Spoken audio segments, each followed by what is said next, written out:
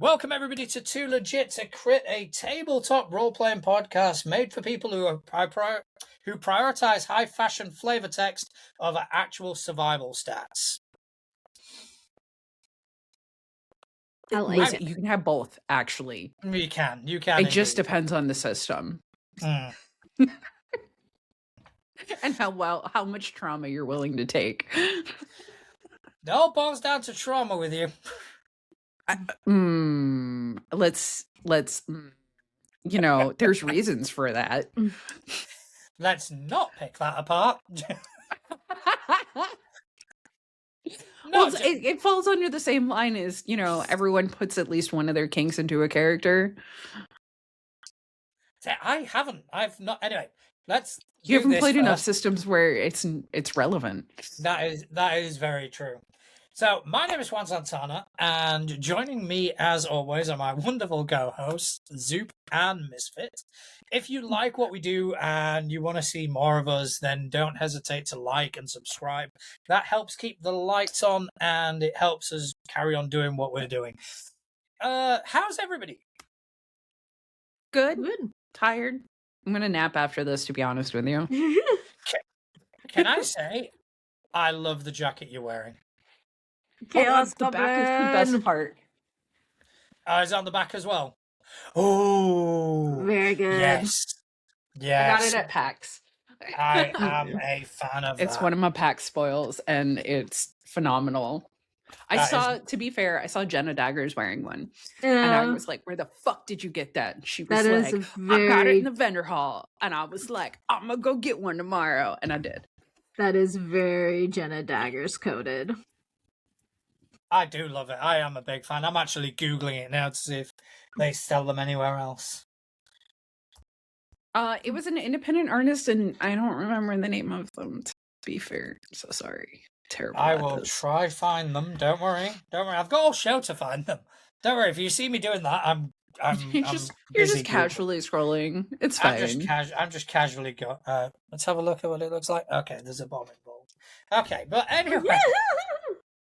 So what have you been? Have you been up to anything like lately in terms of the games that we all light enjoy? Week for games. All I had this week for games was my Fallout game, and I can honestly say so I have this problem, y'all. Maybe you can help me with this. I have this problem. We can certainly try. I build characters with every intent of them being a background character. I don't mean just a rando NPC, but more like they're not the face of the party. They're not. Yeah. They're not the leader. They're not the person people turn to for answers. And I have this problem where I tend to, even though I build these characters to be not the face, and I don't like that term, but I don't know how else to explain it. And they end up kind of being the decision maker, the go-to person, the default, oh, well, what do you think we should do? And I don't know how to not do that. Could be something to talk about in the future. I don't know how to just actually play it. And stat wise, I even built Sam. I normally do not dump stat charisma because I am a very charismatic person. And it's hard. That's one of those things that's really hard for me to tone down. And I think that's the problem that I keep running into is I'm not playing to my actual physical stats. Well, I love dump statting charisma. Really? Because I don't. Well, so the reason being is because one thing I realized, so this is specifically in D&D, is that, you can, if somebody with low charisma can play a high charisma character, I think that a person with high charisma can play a low charisma character because the person who is playing low charisma, or the person who has low charisma but is playing high charisma, it just happens to be that however they're talking is received positively. So they're going to do their best, and then like the characters based on the roles receive it positively or not. And so I can still, if I play a low charisma character, I can still be myself, I can still be charismatic. That doesn't mean that the NPCs are going to receive it that way. That's fair. And so you know that I don't mind playing low charisma characters, because I mean, and the same thing like with, I mean, with intelligence, it's a little bit, I do have to, when I'm playing a low intelligence character, like be very like, I'm going to keep this thought to myself. I'm going to keep this thought to myself. I'm going to keep this thought to myself. Or I will. That's what you do in side chat. Yeah. Or I will like, you know, I will put it on a napkin and slide it over to somebody else to like be the one to say it. But yeah, I think. So as a high intelligent person, you find it difficult to play sort of low in characters? No, because I just like keep the reason that I have trouble, the one thing that I do have trouble with when playing low int characters is determining what is low intelligence. Because like I don't consider myself high intelligence. Like that is something that other people put on to me. I don't consider myself high intelligence. So I don't necessarily know, okay, where is like, what would I know and not know at a quote unquote lower intelligence? Because everybody, even people who are quote unquote lower intelligence, have things that they are intelligent about. So it's important to me to like, you know, choose one or two things that they're intelligent about. And I just like, I try to like keep in mind, like I met a lady who hated capybaras because they were giant rodents and thought that if you jumped on the moon you would float away. And I like try to keep that in mind, that there are like different levels of knowledge, of like scientific knowledge, of other kinds of knowledge. And the other thing I think that like we run into a lot, I think as TTRPG players, we generally have an interest in certain things, in fantasy, in sci-fi, in HP Lovecraft, like Cthulhian stuff. So it takes meeting somebody where you go, like I was wearing a Cthulhu shirt that had a cat with Cthulhu, and I forget, it was somebody who I would call, you know, like high intelligence, and they were like, what is that? And I was like, it's a cat, but it's Cthulhu. And they're like, what's Cthulhu? And I was like, See, like from HP Lovecraft. And they were like, I don't know who that is. And I was like, so, you know, there are types of knowledge that we take for granted as TTRPG players that I think that people just don't always have. I guess that brings up a really good point of, so for me, I view intelligence as like academics, how well one would do on like a test or going through school or higher education. And so like that's how I always think of an intelligence stat, which is where like I think of perception is how well you perceive the world around you and how well you can interpret what's happening and like where your mind immediately goes to. So like, let's say, for example, there's two people loitering around a car. A naive person or a non-world person would probably be like, that's their car. Yeah. That's whatever. They're not doing anything shady, when in reality, they might be trying to break into that car. Where someone with high perception and like high wisdom per se would be like, this seems a little shisty. What's going on here? Right. I think I think a lot of this, the issues with this, stems from the birth of this hobby, and the biggest proponent of this hobby sort of pigeonholes these stats.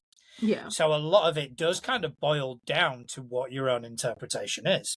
Yeah. For example, I don't necessarily think that someone with low charisma can't be the face of the party, but they may be quite open, they may be quite eager and in a sense like charismatic, but they may always say the wrong thing. Right. For Yeah, example, like- so you can be quite, you can take the lead, you can be there, but doesn't necessarily mean that you have the ability to do so. And in terms of intelligence, for me, I think the one of the changes that I liked the most in Pathfinder 2nd Edition is they stopped calling them knowledge checks. They started calling them recall knowledge checks. Mm-hmm. So That's just a really good distinction. So Yeah. just because you have a low intelligence score, but you could have a high knowledge in a certain topic, and when you roll, it's not rolling to see if you know something. It's rolling to see if you recall that information. Yeah. Yeah, really that's good. like VTM has a thing called specialties. Mm. So like for example, my character Ophelia, she has 2 specialties under the same stat or same thing, which is etiquette.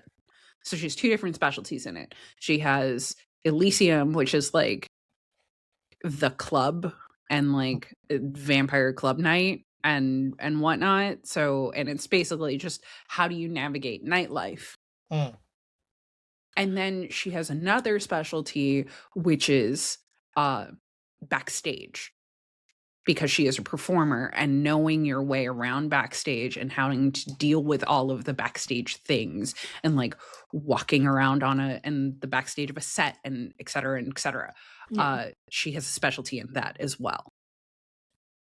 I think part of the reason of like my experience of the word like or like what is considered to be intelligent is, I will admit, so being labeled as like a highly intelligent person, I think it's really easy to become really snooty about it.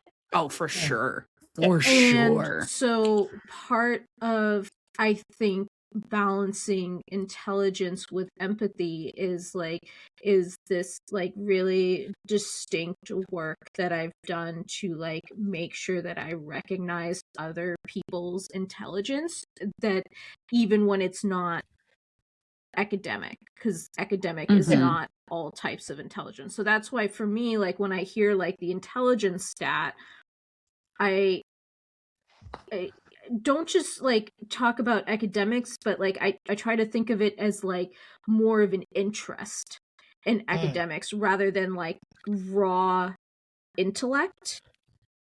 Because I don't want to like demean anybody's intelligence. Yeah. Like that is not my hope at all. So like when I think of like when I talk about like a low intelligence person, I really am talking about like being drawn to those academic things or not. And if you're not, like you still have other areas that like you are really smart at. Like some people are just like incredibly creative, and like I can't draw, like I can barely draw a circle, and there's people who make like lifelike paintings that are just like incredible. And like to me that's intelligence. Yeah. Oh my art. I can't do that. Yes, I would agree. I guess it is important when you're building a character to understand what those stats mean mechanically, because some GMs are really sticky about it, and then what they mean personally to you. And how do you interpret like strength? How do you interpret perception? How do you interpret intelligence or charisma? Like all of those things are really important for you also to think about. And I would venture to say if you're kind of like me and I have a pretty weird view on a lot of these stats, mainly because like unfortunately there is a base level of meta that I bring into it because I've just been role playing for so long, and it's kind of hard to like dump that, you know. I do tend to talk to my GMs and my storytellers about like, okay, what does this stat mean to you? How do you perceive it? How do I perceive it? I just want to make sure that like I'm on the same lines, and I don't think it's necessarily a bad thing. I think it just kind of fuels my sort of disdain for your traditional D20 systems. That's fair. Because like we even have those stats in BTM. But I don't necessarily like the way that they are tied into the skills you possess in those systems. Mm-hmm. Right. I much rather a system like Delta Green where you have your stats, but the skills are independent.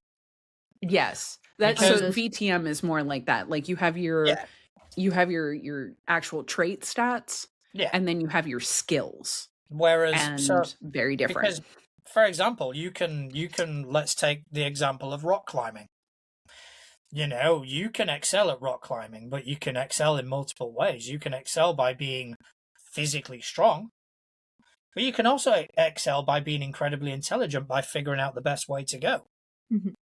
Mm-hmm. You know, so having the skill separate from the stat, either separate or do it like Savage Worlds where they're not inherently tied unless you want to surpass your intelligence. Because the way Savage Worlds does it, it ties a skill to a stat, but that connection doesn't affect your roll. It only affects if you've got a D6 in athletics and you want to bump a skill that's attached to athletics higher than that, then it costs double because you're exceeding your natural ability. The other thing that I think about is like if someone is high curiosity or low curiosity, like because I think that there are people who, you know, are like always like, why, where, huh, who, and then there are people who are just like, yeah, that's cool, I hear what you're saying, and then also like putting two and two together. And so there are definitely times where when I play a character who it's just not, so I play a character who she has a lot of trauma in her past. She did not prioritize school, she prioritized partying, and things like that, and she's only like 18. And so there are times when I play her, and I mean, luckily this is a home game, but there are times that I play her where I will ask something and then I will start saying something and I'll stop and be like, no, she wouldn't ask that. No, like that she was captured by one of the big bads. She was captured by one of the big bads, and they were like, you know, asking her about a teammate, and they were like, you know, how does your teammate do blah blah blah, and she's like, I don't know, and like they asked like more and more questions, and she never thought to ask, why are you asking this? What do you want from him? Instead, she was like, wow, you seem like really into him. I think he's a little too young for you. And also, I don't know why you would be attracted to him. Just because that's like where her brain goes. And at the end of it, like when she got away from him and she went back to the character and was like telling him, oh, she was asking this, this, and this, he started explaining it to her, and she was like, I think I do better for you when I don't know what's going on. Mhm. Like, maybe don't tell me all your secrets, because I will say them out loud, and that's probably better that I just don't know. Mhm. Yeah, it is interesting. Especially again when you have these sort of attributes. Charisma's always the one that gets me. I've not done it yet, but I am very much. I intend to, in a future game I'm running, to kind of not really allow charisma checks in any way, shape, or form. If you want to, Mm. if you want to persuade me, persuade me. If you want to bluff me, bluff me, and I will roll as the NPC to see how they respond to that. Oh, I have such Because a hard time with that. because you've always got the okay. So I rolled really high on my thingy check. That means your NPC believes me. It's like no, Mhm. no, it doesn't. So I would rather you wanna convince this NPC of something.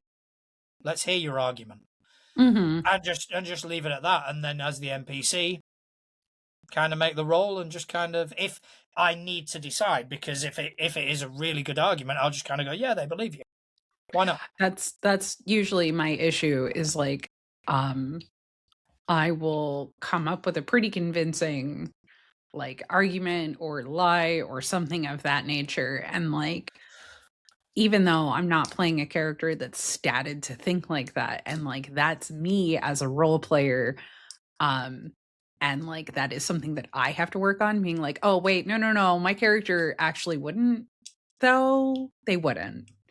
And that's what I'm running into with Sam, is like Sam wouldn't.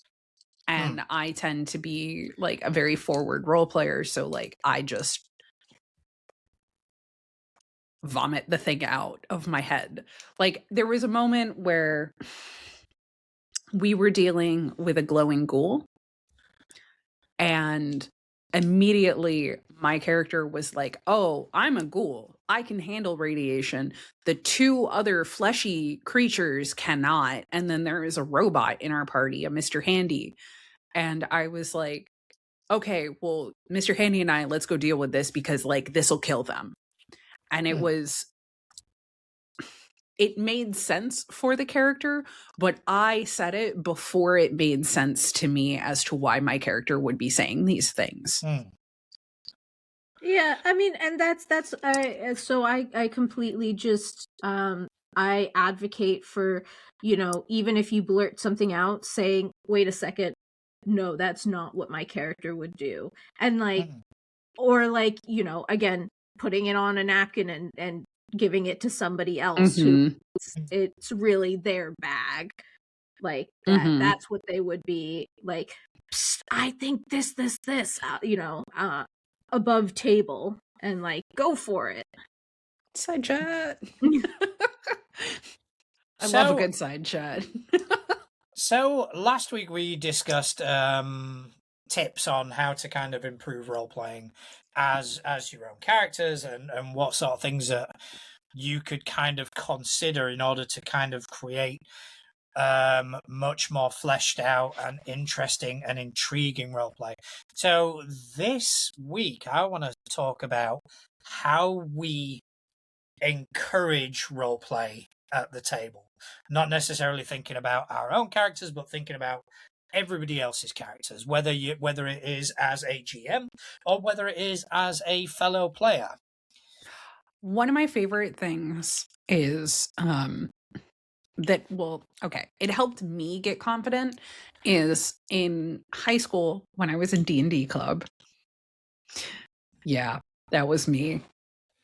I've been a nerd forever. Anyway, our GM at the time would give us like the floor.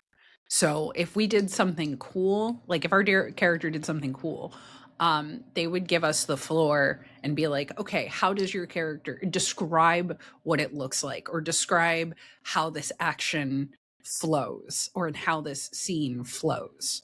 So there was a moment where my character used a whip to jump on the back of a dragon. which doesn't sound great.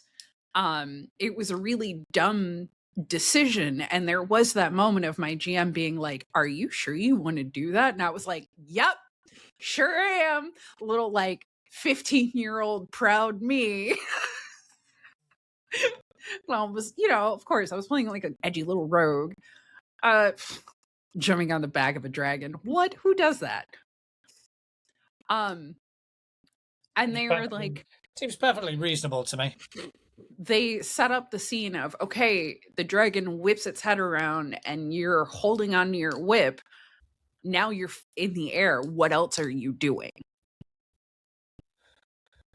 And I was like, okay, well, if I can in the air, I would like to pull out my daggers. So when I land, if I'm not landing on its back, I can at least like stab and try to stop my fall.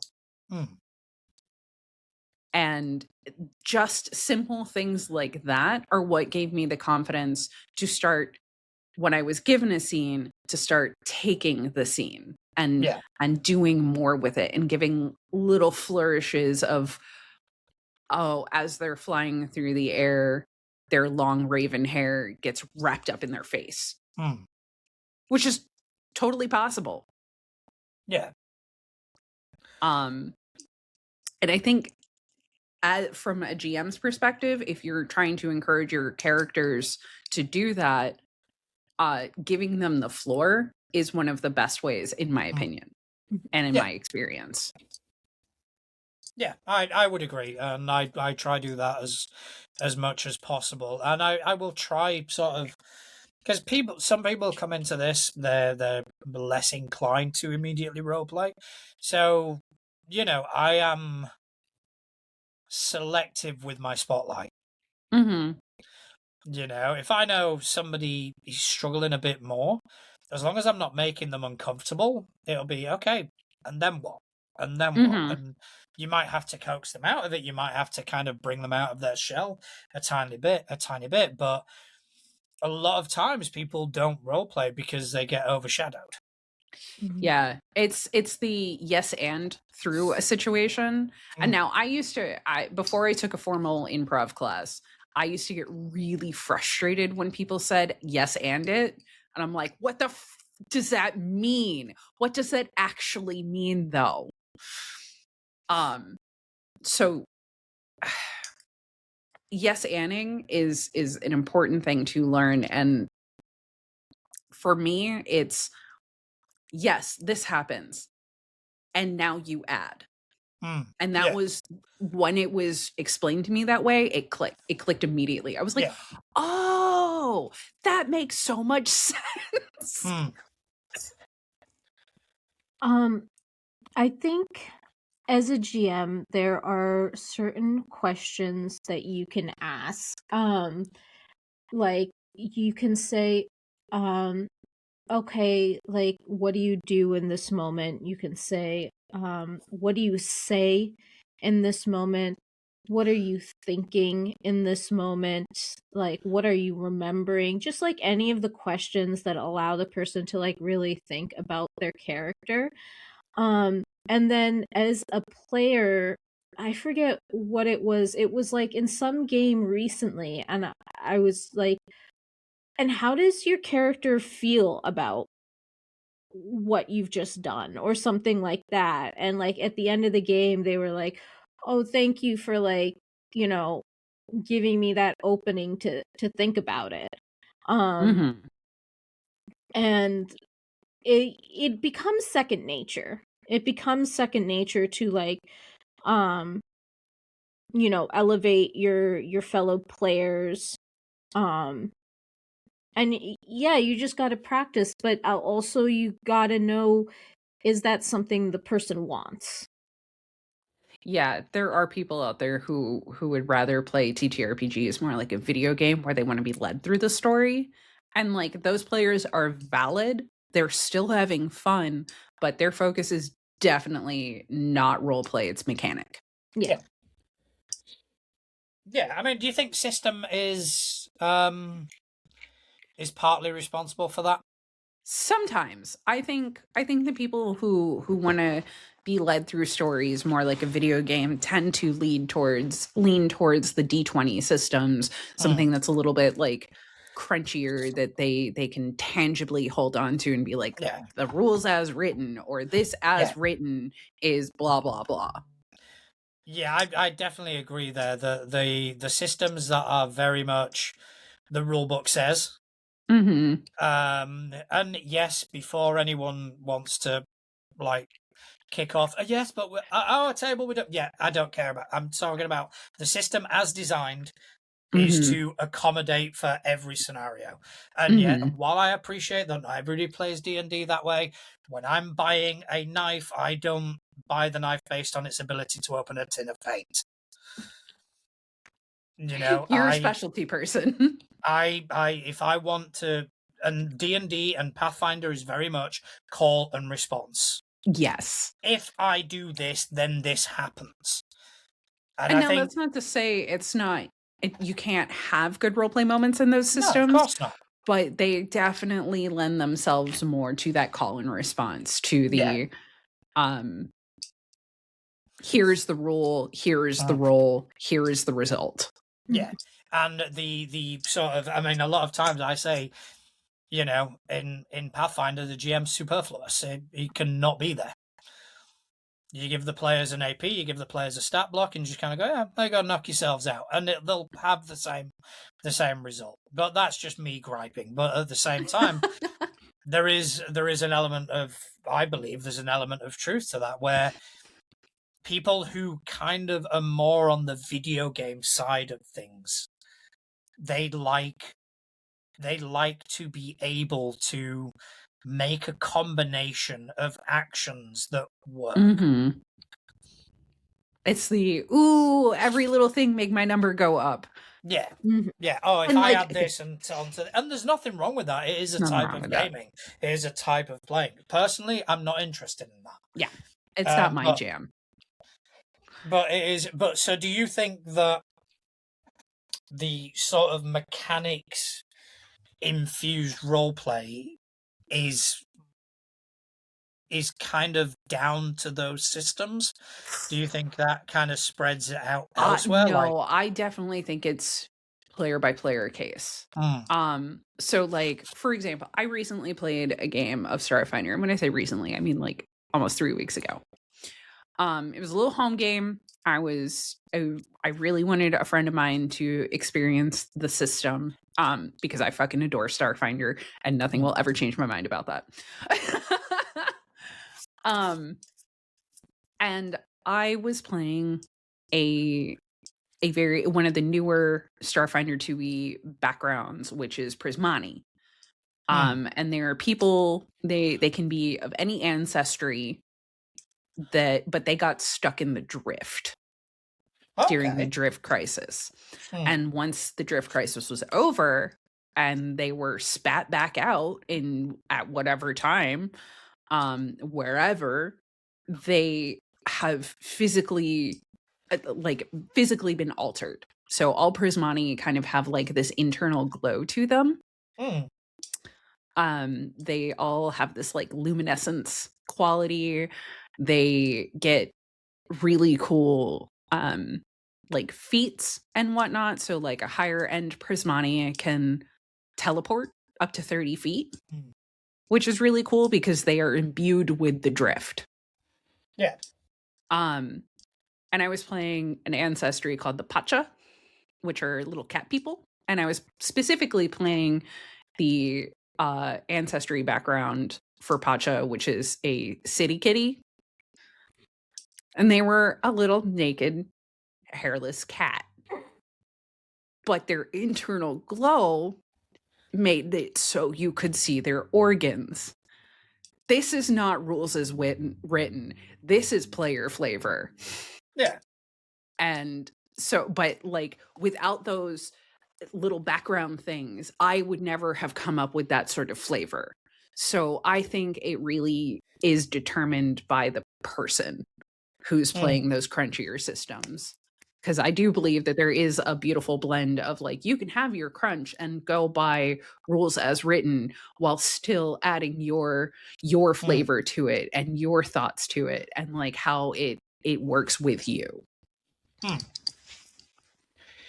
I think the thing that happens is if you bring someone who is not comfortable with role play into a role play heavier system, my fear is like depending on the person, they might just shut down. I see that a lot. It happens it happens in VTM. So VTM is this weird blend of, and most of the storyteller systems, like most of the World of Darkness stuff is like this, where like it's actually when you're building your character, because character creation is so in depth, there's a lot of mechanics behind it. So like there's a lot of I want to stack blah blah blah blah blah blah blah blah blah to give me a 7 dice pool. Yeah.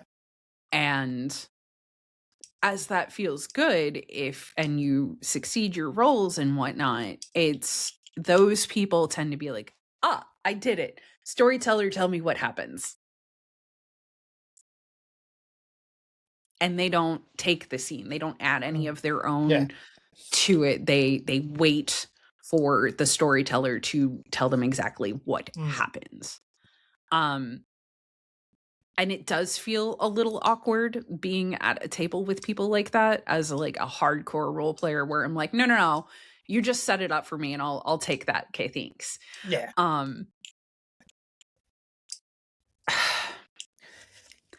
And I do think that they tend to, in the greater scheme of the game, fall into the background, but where in the moments where mechanics matter, they shine. Yeah. And I do also think that that is a good thing to have those people at the table. And it is up to our roleplay heavier people to bring them into scenes. One thing I've started doing as a player as opposed to as a GM is I've been treating speaking in character as the default as opposed to the exception. Mm-hmm. So everything I say, if I turn to one of the party members and I say something, it's in character. It's, do you know this? Do you know, it is a character moment. And I've found that people respond to that. If I want to speak outside of character, I will go right out of character, and I'll say whatever I need to do. But 9 times out of 10, I will turn to the person, and if I want to call them a fucking idiot, it's because it's my character calling them a fucking idiot. That's so fair. Yeah, and I've found it took at least certain people at my table, the table I play at, it took them a session to kind of go, I don't think he likes me, and the GM's going, no, he is in character for the majority of the session. I think that's a good thing, a good thing to point out, because I personally don't approach games like that. One of my storytellers does. So there was a moment where my character was being interrogated at gunpoint, and my storyteller was like, so what do you do? And I was like, cry. And I said it as a joke. I was like, I need to make a joke out of character to like get myself to get the nerves out, because like I'm playing a character who's got like really high will and like who's been through some shit and who's kind of used to this. So like, no, they wouldn't cry. But my storyteller was like, okay, roll to see if you hold back your tears. And I was like, and it made for such a good moment, but I personally was not fucking ready for it. I was not ready at all. But I do think an element of that is good. I think, because you do kind of push people ever so slightly out of a comfort zone when you kind of go, like, they might make a joke, or they might make a badly timed joke against the big bad who can wipe them off the face of the planet, and you react as the big bad. Mm-hmm.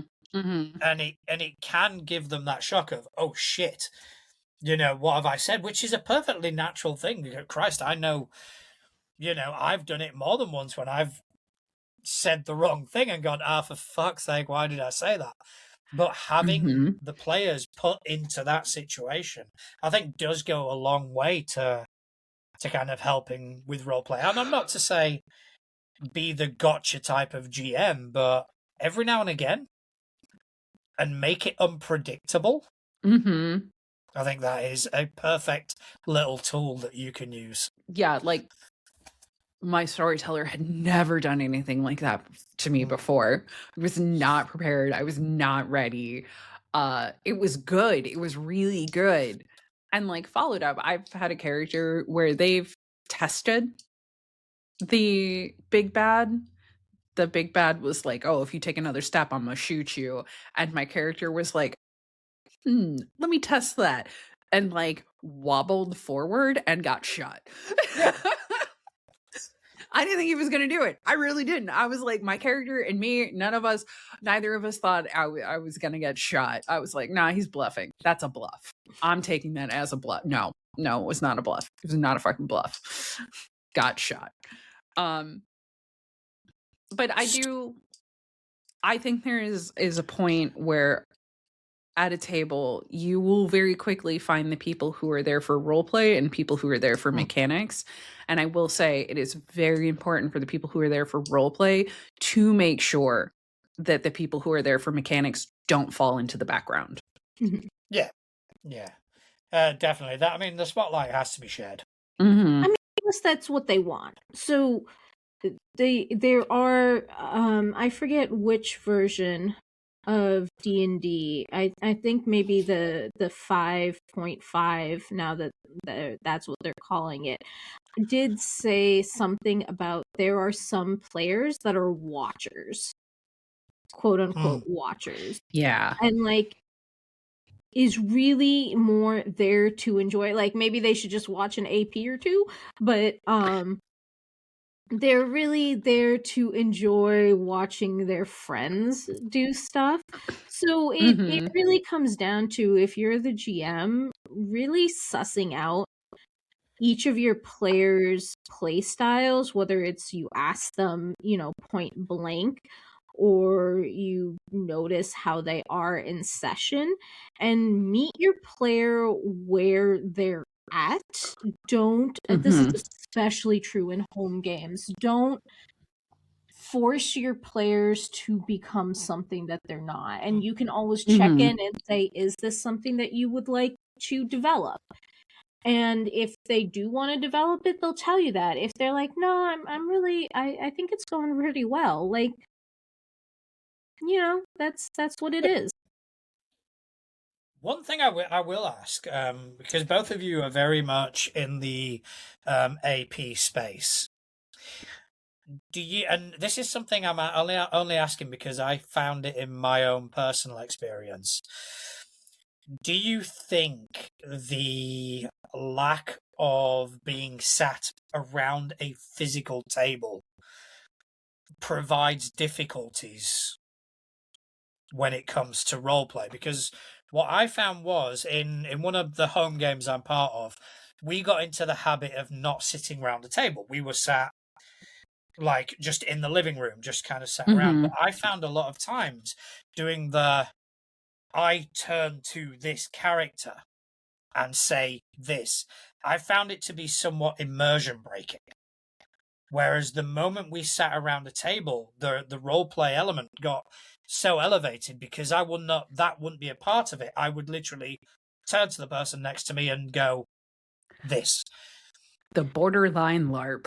Well, so I would say the way to combat that is to learn the other characters' names, not the players, the characters. So that you are when you're quote unquote turning, like you can, like literally I'm looking at the camera, I can turn a little bit and be like, Abigail, what do you think?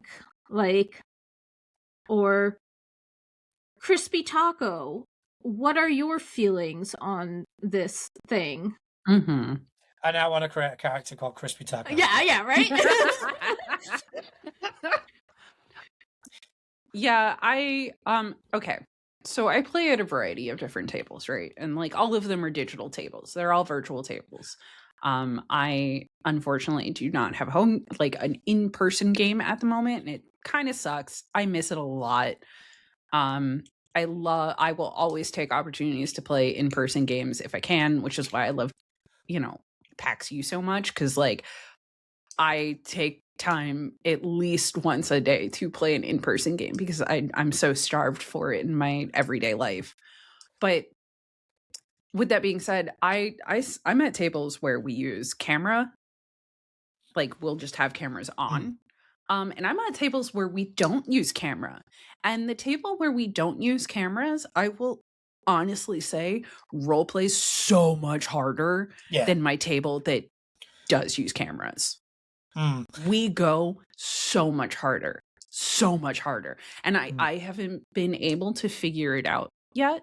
And I think what it is when there is no camera and you are having to say, let's, for example, Aster turns to Crow and has a whole conversation with Crow.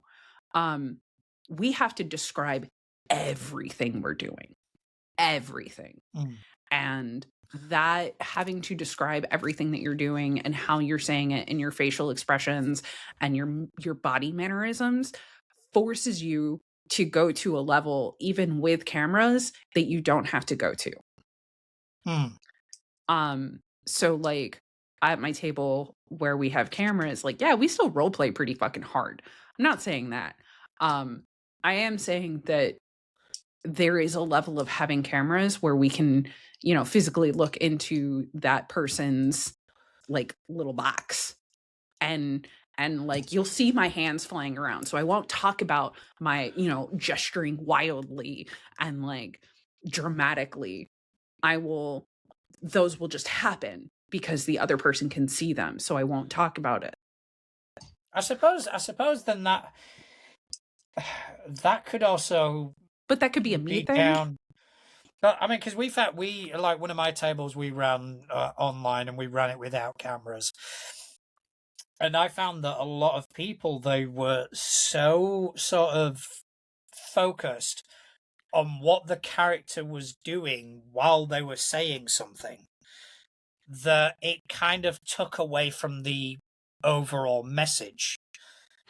So when we put cameras on, I found that lessened, because obviously you're not using your bandwidth to kind of describe the scene or describe how you're acting. You are just essentially acting it. And I found it far richer and